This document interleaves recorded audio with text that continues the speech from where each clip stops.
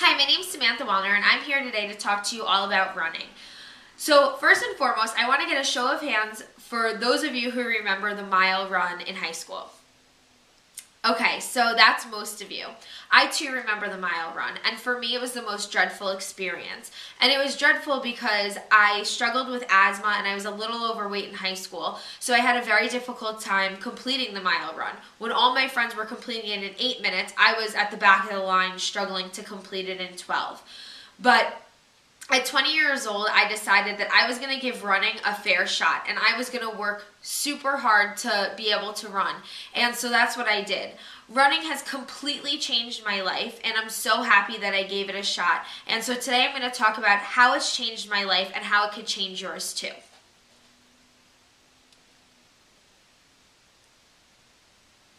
So why run? First and foremost, running allows you to look and feel great about yourself. You can get rid of those love handles, get rid of that little pooch in the front, and you just look and feel great. Your confidence gets boosted. Second of all, running allows you to really clear your mind. So these days we're so inundated with so much information all the time, your brain gets cluttered and confused.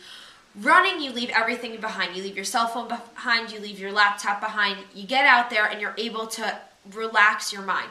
You increase the oxygen flow throughout your body, and it really clears out the fog in your mind because there's more oxygen going to your brain.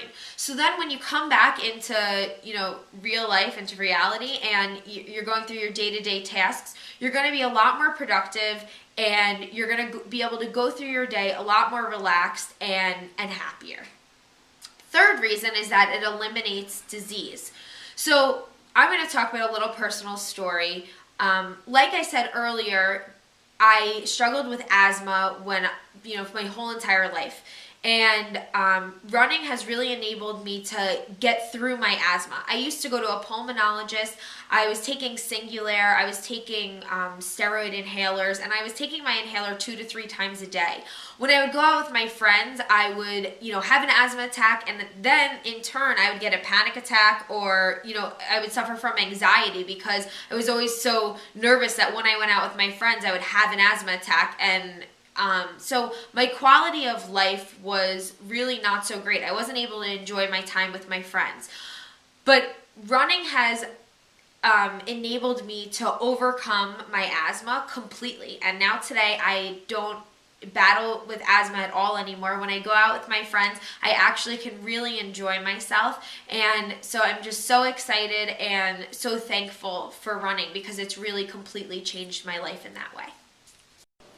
So the fourth reason why you should run is because you can actually extend your life. So Stanford University did a very interesting study where they took runners and non-runners and they tested disability and the risk of death in both of those groups. And what they found is after 20 years, 66% of the non-runners were alive versus 85% of the runners. The reason for that is because when you run, you actually increase your bone density, which reduces inflammation. So it prevents diseases like heart attack or stroke and other heart disease. And it also improves memory, thinking, and your ability to learn. So running really helps you not only improve the quality of your life, but extend your life, which is, to me, that's super important. The last reason why you should run is because of personal accomplishment. So whether you're running 1 mile or 5 miles, you're doing something for yourself.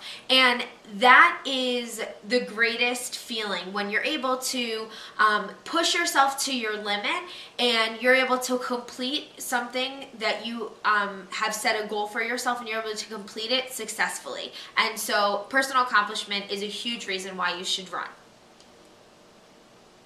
So running essentials. So first and foremost, footwear is the most important thing when it comes to running. So I actually run in Brooks sneakers, and I run in Brooks sneakers because they're a little wider and my foot's really wide, so it's more comfortable for me. Also, there's a ton of cushioning inside, and I pronate, which means that your foot actually tilts inside when you're running, so it holds my foot in place really nicely. But what I would recommend is for you to go to a local running store and get fitted for a shoe. Bring an old shoe that you wear, whether it's a sneaker or just any type of a shoe. They can actually see how your foot fits in that shoe, and then they can fit you properly for the right pair of running shoes. So that is my suggestion to you. Dry fit clothing. So I have a ton of dry fit clothing. I'm a huge proponent of dry fit clothing because it's wicking. So what that means is that it actually will take the sweat away from your body and keep you dry during your run. So when you're running really long distances and you're sweating a lot, I know it sounds kind of gross, but when you're sweating a lot and you're running long distances, it really keeps the sweat off your body. So this is just one example of a dry fit shirt. This is one of my favorite shirts, my new and favorite shirt, and I wear it a lot. The second shirt that I wear pretty often is an Under Armour Cold Gear shirt. So you've probably heard of these if you're a skier or someone who does some sports outside in the wintertime. This keeps you really warm in the winter. So if you're starting to run in the wintertime and you don't belong to a gym but you want to run outside, this is a great thing to pick up at the store. The other thing that I recommend is a dry fit jacket. So I have this Nike jacket here. I absolutely love this jacket. I wear it to and from the gym. I wear it in the winter. I can wear it outside over, one of these dry fit shirts, over a Cold Gear shirt, and it really keeps me warm. And there's a ton of different pockets in it, so it's really practical. And so I would definitely recommend getting a little running jacket. The third thing that you need to run, or at least I need to run, is music. Music to me is super important. It really motivates me. It keeps me on pace. It keeps me going. Right now I'm really into country music when I'm running, but I sometimes also listen to rap because it just keeps me pumped up. Some people prefer not to listen to music, but I absolutely love it. And so I'm sure most of you already have these are the Beats by Dr. Dre. This is the some of the newest technology that Monster has come out with, and these are little earbuds that go in your ear. You can connect it to your iPod if you have a new iPod or iPod Nano or something like that. It really makes the music sound great, and so I would recommend that you pick up a pair of these to go running with as well.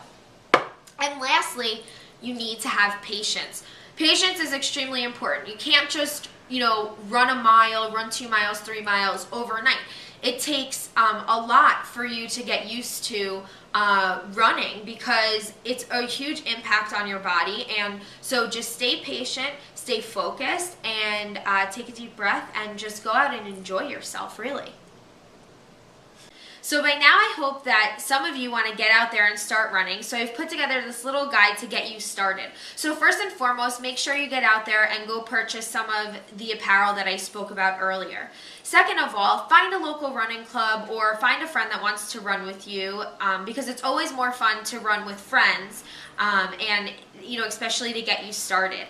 And third of all, pick a scenic route and get out there and go enjoy your run. So I wanted to share this slide with you all today, a little before and after shot of myself. So before, like I discussed before, I had asthma and I was a little overweight. But now when you see the picture of me here, you can see I'm, glowing, and I'm so excited because I really overcame my battle with asthma and my battle with being overweight. So, it took me a long time to get to the place that I am today, but now I'm able to run 7 miles without even getting out of breath, and I'm on my way to running my first half marathon at the end of March, which I'm really excited about. Before, I struggled running 1 mile. I've always been really self-motivated. I've been dedicated. I've had a ton of resilience, and I'm very determined. And when I have a goal in mind, I go for it. But running really has given me even more confidence that I really can do anything that I set my mind to, because it just wasn't that easy for me in the beginning. So this is me running right before the Cow Harbor 10K, which is 6.2 miles, and this was back in September. It was a huge accomplishment for me, and I still am so proud of myself for being able to complete that because, a few months before I was only able to run about 3 miles, and I pushed myself even harder and harder to run 6 miles. So I hope that I've inspired some of you to get out there and run, but if I haven't inspired you to run today, I hope that I've at least inspired you to invest in yourself some way or another, because you're really all you got. I want to thank you for having me here today, and if you have any questions or comments, I'm here to take them now. Thanks.